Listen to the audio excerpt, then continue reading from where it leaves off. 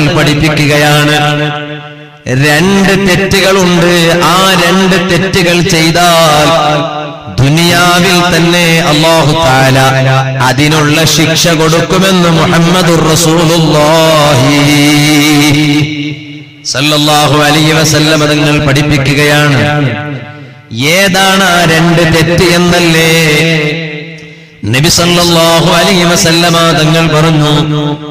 ആ രണ്ട് തെറ്റുകളിൽ ഒന്നാമത്തത് അക്രമമാണ്. ഒരിക്കലും അക്രമം പാടില്ല. അക്രമം അരുത്. ക്രമത്തിനെതിരായി ചെയ്യുന്നതെല്ലാം അക്രമമാണ്. ആ അക്രമം ഒരു മനുഷ്യൻ ജീവിതത്തിൽ ചെയ്താൽ അതിനുള്ള ശിക്ഷ അല്ലാഹു തആല ആഖിറത്തിലേക്കല്ല നീട്ടിവെക്കുന്നത്.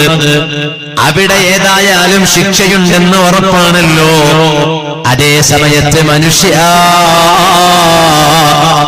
ദുനിയാവിൽ നീ അക്രമവുമായി നടന്നാൽ ആ അക്രമത്തിന്റെ പേരിൽ അല്ലാഹു തആല നിന്നെ ദുനിയാവിൽ തന്നെ ശിക്ഷിക്കും കേട്ടോ.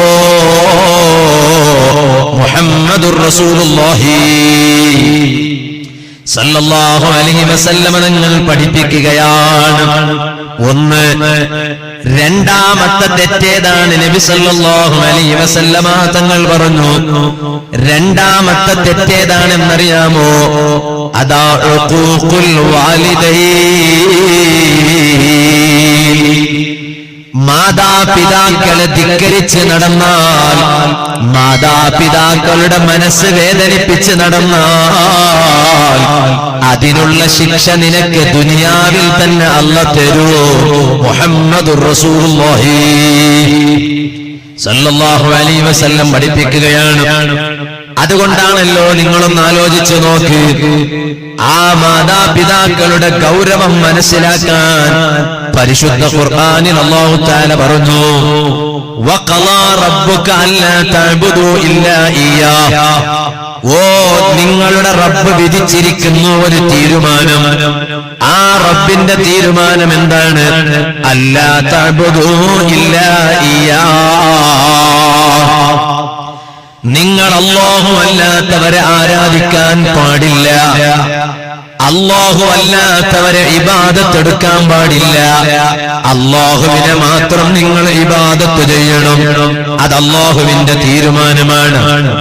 ഇത് പറഞ്ഞ ഉടനെ രണ്ടാമതായിട്ടുള്ളൊരു കാര്യം പരിശുദ്ധ ഖുർആൻ പറഞ്ഞു, വബിൽ വാലിദൈനി ഇഹ്സാനാ.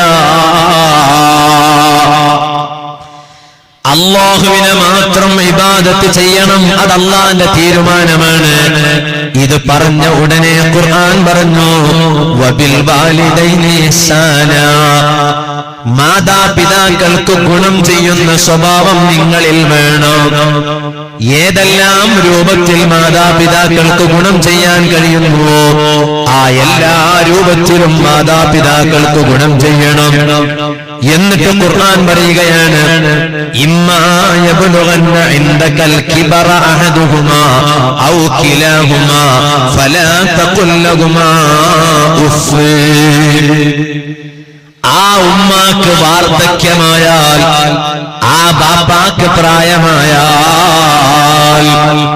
അല്ലെങ്കിൽ മാതാപിതാക്കളിൽപ്പെട്ട ഒരാൾക്ക് പ്രായമായാൽ നിങ്ങൾ അവിടെ വളരെ ശ്രദ്ധിക്കണം.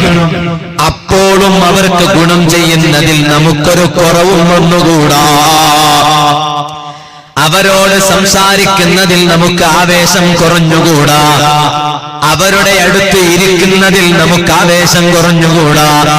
പ്രായം ചെന്ന ബാപ്പ റോട്ടിലൂടെ നടക്കുമ്പോ, പ്രായം ചെന്ന ഉമ്മ വീട്ടിലിരിക്കുമ്പോ ഇതെന്റെ ഉമ്മയാണെന്ന് പറയാൻ ഒരു മടിയുമുണ്ടായിക്കൂടാ.